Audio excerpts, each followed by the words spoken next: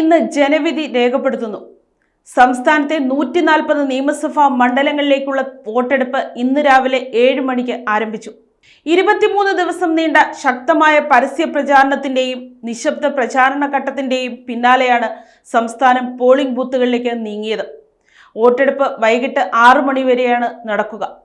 ഇത്തവണ ആകെ 2.71 കോടി വോട്ടർമാരാണ് വോട്ടവകാശം വിനിയോഗിക്കുന്നത്. ഇതിൽ 1.32 കോടി പുരുഷന്മാരും 1.39 കോടി സ്ത്രീകളും 273 ട്രാൻസ്ജെൻഡർ വോട്ടർമാരും ഉൾപ്പെടുന്നു.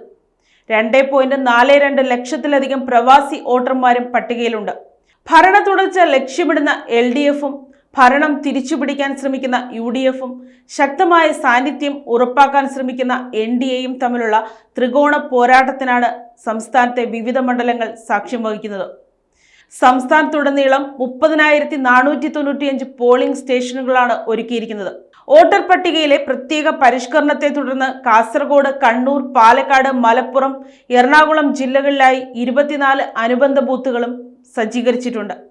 സ്ത്രീകളുടെയും ഭിന്നശേഷിക്കാരുടെയും പങ്കാളിത്തം ഉറപ്പിക്കുന്നതിനായി പ്രത്യേക സൗകര്യങ്ങളും ഏർപ്പെടുത്തിയിട്ടുണ്ട്.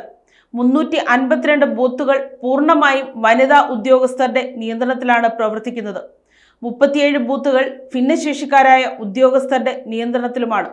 സമാധാനപരമായ വോട്ടെടുപ്പ് ഉറപ്പാക്കാൻ കനത്ത സുരക്ഷാ ക്രമീകരണങ്ങളാണ് ഏർപ്പെടുത്തിയിരിക്കുന്നത്.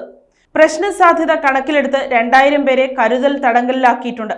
വോട്ടെടുപ്പിന് ശേഷം യന്ത്രങ്ങൾ 140 സ്ട്രോങ് റൂമുകളിലായി സൂക്ഷിക്കും.